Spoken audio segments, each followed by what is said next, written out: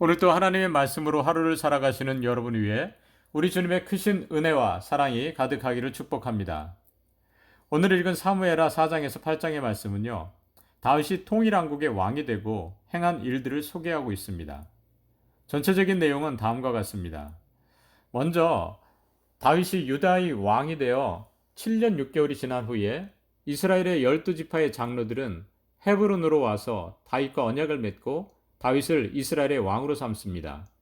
드디어 다윗이 온 이스라엘의 왕, 통일 왕국의 왕이 된 것입니다. 다윗은 왕이 되자 가장 먼저 여부수 족속들이 차지하고 있었던 시온 산성, 곧 예루살렘을 점령해서 그것을 통일 왕국의 수도로 정했습니다. 그런 후에 다윗은 하나님의 궤를 예루살렘으로 모셔왔고 다윗이 통치하는 통일 이스라엘은 이웃 나라들과의 전쟁을 통해서 나라가 더욱더 부강하게 됩니다. 오늘 읽은 말씀에서 제 마음에 다가온 두 가지가 있습니다. 먼저 하나는 초지일관하는 다윗의 모습입니다. 다윗은 처음에 유다 지파만이 왕이었습니다. 나머지 지파들은 사울의 아들인 이스보셋을 왕으로 삼고 있었습니다. 만약에 다윗이 마음만 먹었더라면 몰락한 사울 왕가를 군대로 제압하는 것은 아주 쉬운 일이었습니다.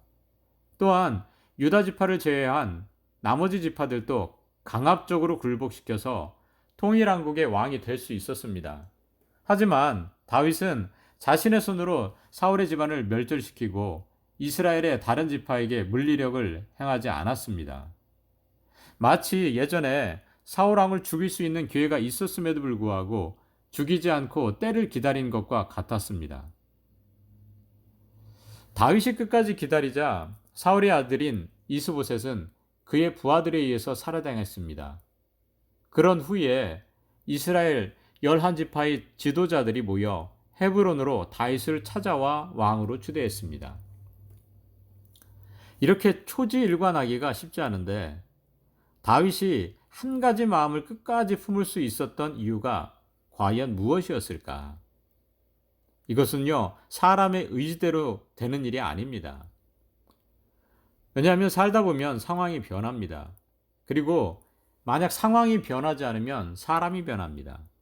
그렇기 때문에 사람들은 쉽게 상황 논리에 빠지고 타락하고 퇴색되어 갑니다. 그러나 다윗은 그렇지 않았습니다. 다윗이 초지일관할 수 있었던 이유를 사무엘하 5장 10절에서 찾을 수가 있습니다. 10절은 이렇게 말씀하고 있습니다. 만군의 하나님 여호와께서 함께 계시니 다윗이 점점 강성하여 가니라. 하나님이 함께 계신다.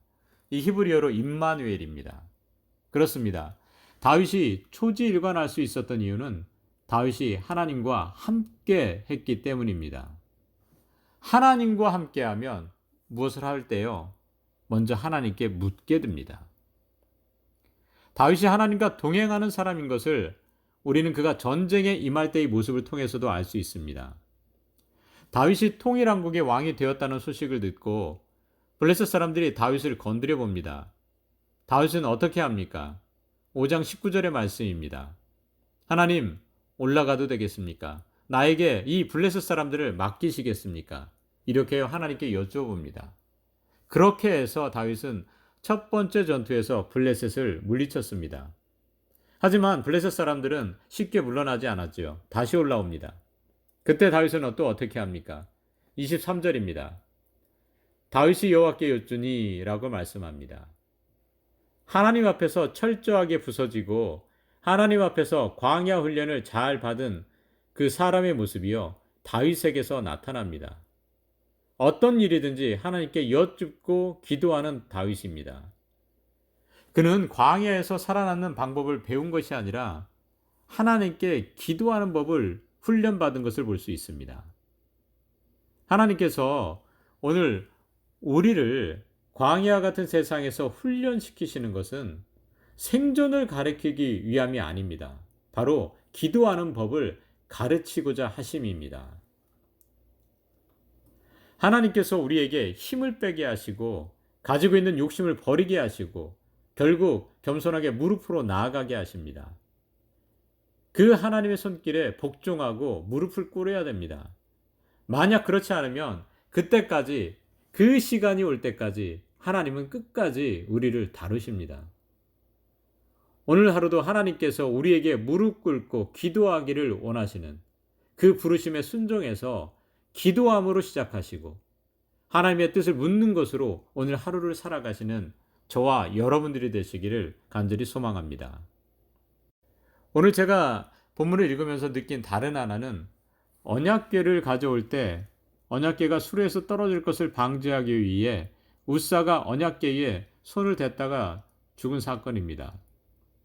그 사건으로 다윗도 그렇고 백성들도 하나님 앞에서 두려워 벌벌 떨게 되었고 하나님의 궤를 옮겨오는 일도 거기서 그만 중단되고 말았습니다. 우리는 이렇게 질문할 수가 있습니다. 웃사가 떨어지려고 하는 그 하나님의 궤를 붙잡은 것이 잘못일까? 아니, 그렇다면 하나님의 궤가 떨어져도 붙잡지 않아야 되는가? 그 일이 웃사가 그 자리에서 죽어야 할 만큼 큰 죄였을까? 6장 7절을 한번 보겠습니다. 여호와 하나님이 웃사가 잘못함으로 말미암아 진노하사 그를 그곳에서 치시니 그가 거기 하나님의 궤 곁에서 죽으니라. 여기서 보면 웃사가 잘못함으로 말미암아 하나님이 진노하셨다고 분명히 말씀하고 있습니다. 웃사가 잘못했다고 말합니다. 그러면 웃사의 잘못이 무엇일까요? 민수기 4장 15절에 이런 말씀이 나옵니다. 진영을 떠날 때에 아론과 그의 아들들이 성소와 성소의 모든 기구 덮는 일을 마치거든 고아 자손들이 와서 맬 것이니라. 그러나 성물은 만지지 말라. 그들이 죽으리라. 하나님은 모세와 아론에게 처음부터 하나님의 궤를 옮길 때에는 고핫 자손들이 맬 것이고 성물은 만지지 말라고 했습니다. 그런데 이 말씀과는 다르게 다윗은 하나님의 궤를 옮길 때 하나님의 말씀대로 하지 않았습니다. 레위 지파 사람들이 어깨에 매지 않았고 웃사는 하나님의 궤를 함부로 만진 것입니다. 이것이 문제였습니다. 무거운 하나님의 궤를 어깨에 메고 예루살렘으로 가는 길이 얼마나 힘들겠습니까? 그렇기 때문에 그는 쉬운 방법을 생각한 것입니다. 그러나 아무리 힘들어도 하나님의 말씀대로 해야 되고 거룩함의 본질을 지켜야 합니다.